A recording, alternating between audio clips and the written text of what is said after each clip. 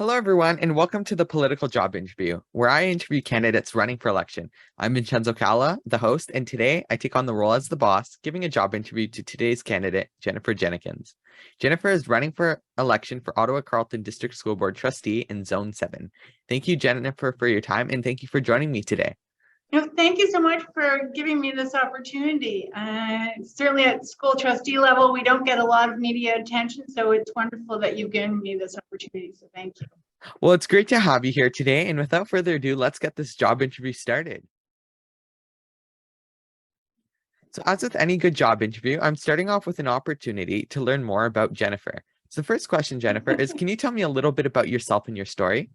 Okay, thank you so much. So I grew up here in Ottawa. I attended elementary and high school, even attended university. My parents still live here in Ottawa, which is pretty fortunate, and they're very much active in the community. And so I've been doing a lot to support them over the COVID pandemic, cutting a lot of grass and helping with different errands and stuff. So I'm pretty fortunate to have my parents still here. Well, it's great to have that basis and living in Ottawa for a long time and now serving people of your community for at the school board level.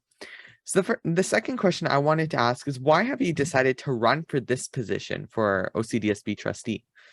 Thank you. Well, so I am the current school trustee representative. I ran in 2018 and was fortunate enough to win.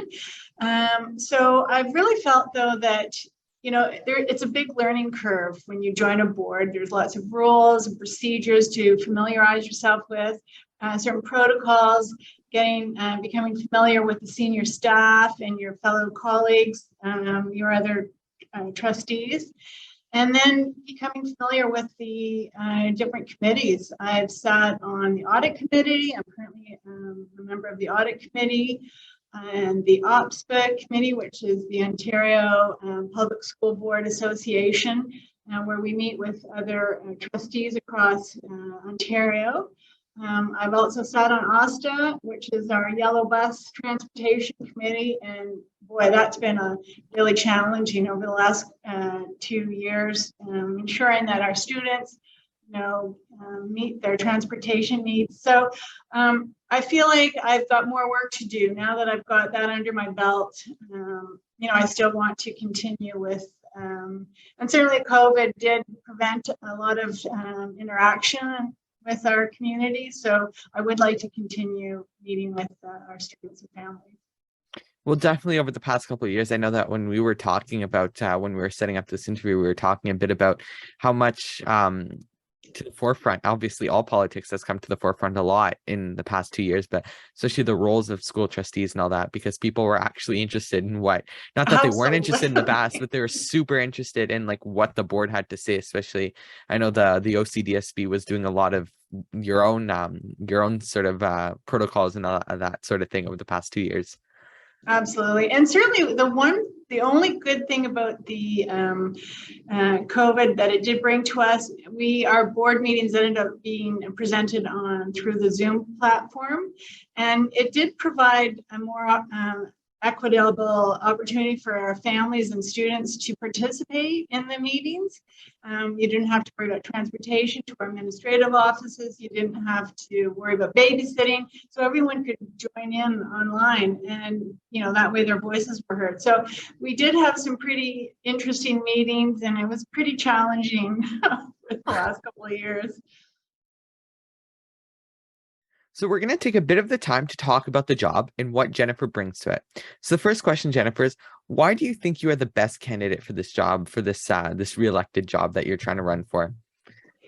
Great question. Well, again, I think it really is a learning curve when you first join the board. When I joined in 2018, you have this idea of what you think it's all about, and then you start going to meetings and you realize, oh my goodness, there's quite a lot involved. And it is a part-time position, which I'm not sure many people realize, but it ends up being really at some points, certainly over the last couple of years, it has been a full-time position.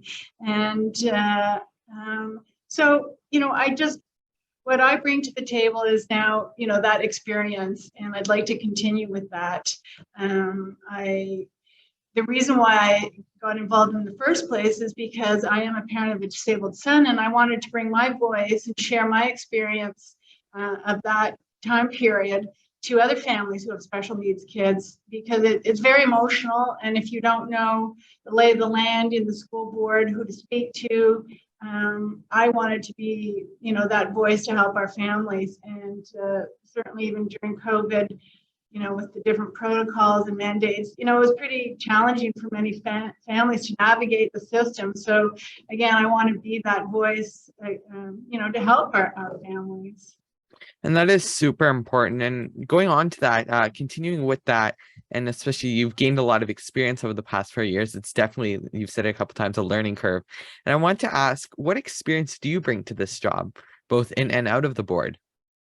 So I've done a lot of volunteering. Volunteering was a big part of my growing up years. My parents were big volunteers. And so I started volunteering for our local federal MP. And my full-time position is working for the federal MP, Parliament Hill. So I have a lot of experience in sort of navigating that government political pathway that's a bit challenging. So, I certainly bring that. But I also think my temperament, I'm very calm and I'm very inclusive, again, because I'm a parent of a disabled son.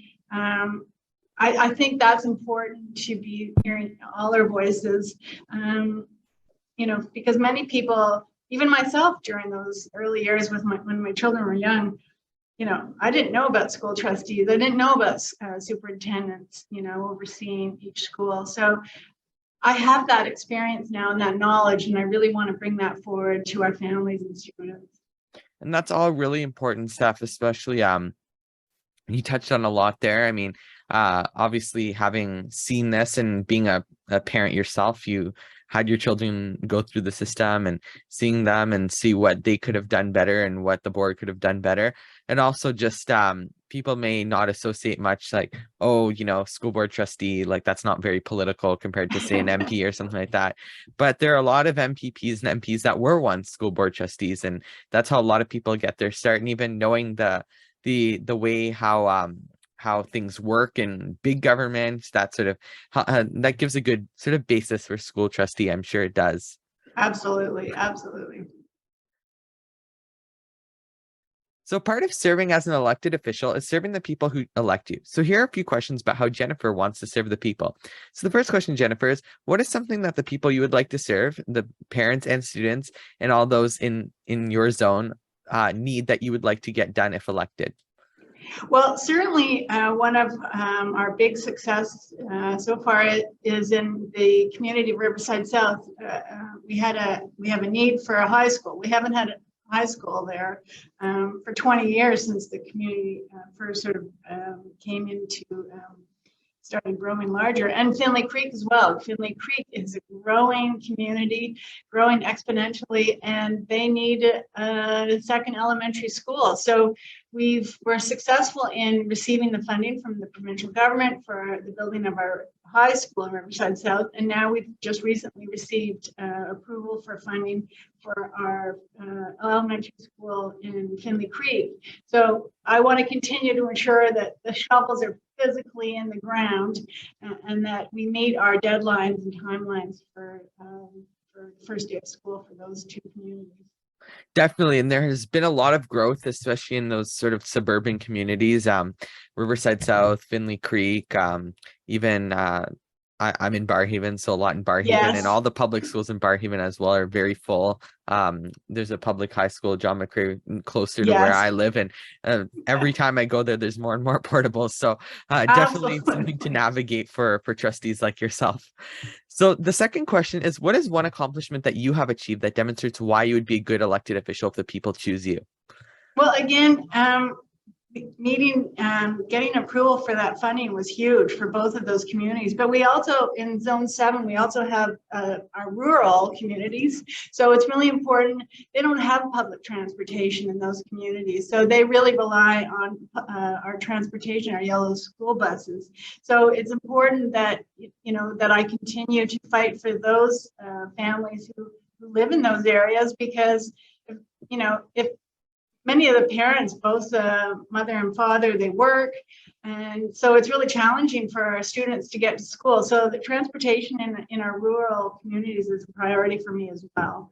And of course, the OCDSB, we have a roadmap for Indigenous equity voices. So we really the senior staff at OCDSB has really done a lot of work in preparing this roadmap to ensure that our, all voices are heard.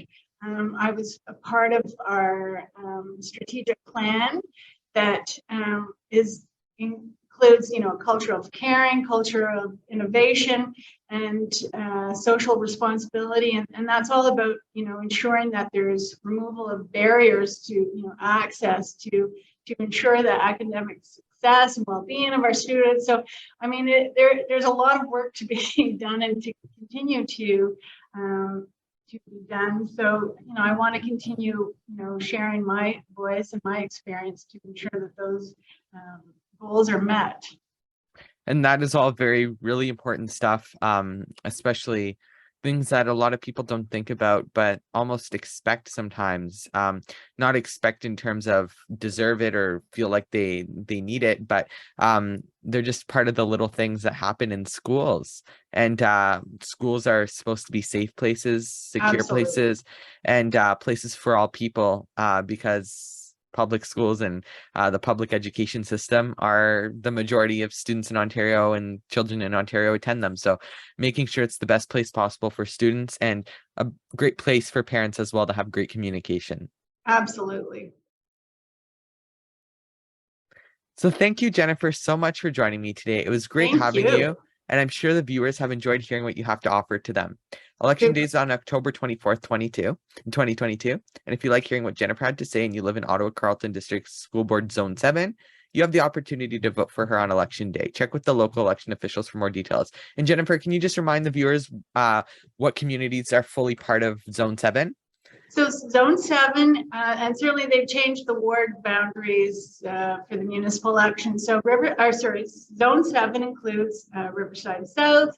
It includes Finley Creek, Greeley, Osgood, Metcalfe. So all of those communities are represented in Zone 7. Perfect. So thank you so much. And to stay updated, make sure to follow me on Twitter, Instagram, and TikTok, VC Productions 25. Check out my website, VincenzoCalla.com. Make sure to like, subscribe, and choose to get notifications here on YouTube. The political job interview is a VCalla production. So until the next video, I'm Vincenzo Calla, signing out.